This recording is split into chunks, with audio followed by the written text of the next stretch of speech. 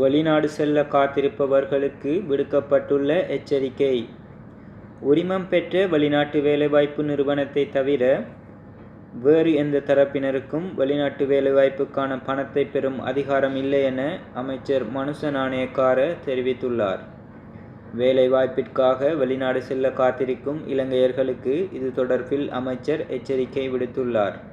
அவர் மேலும் தெரிவிக்கையில், அனுராதபுரத்தை அண்மித்த விகாரையின் விகாராதிபதி தலைமையில் போலீஸ் சார்ஜன் ஒருவர் வெளிநாட்டு வேலை வாய்ப்பை பெற்றுக் கொள்வதற்காக பணம் வசூலித்த சம்பவம் தொடர்பில் முறைப்பாடுகள் கிடைக்கப்பெற்றுள்ளன.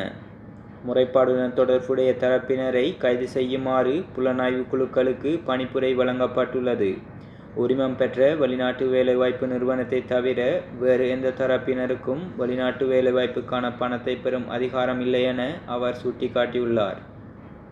இதேவேளை வெளிநாட்டு வேலைகளை வழங்குவதாக கூறி சட்டவிரோதமான முறையில் பணத்தை பெற்றுக்கொள்ளும் ஆழ்கடத்தல்காரர்களை கைது செய்து சட்டத்தை நடைமுறைப்படுத்துமாறு வெளிநாட்டு வேலைவாய்ப்பு பணியகத்தின் புலனாய்வு பிரிவிற்கும் அமைச்சர் உத்தரவிட்டுள்ளார்.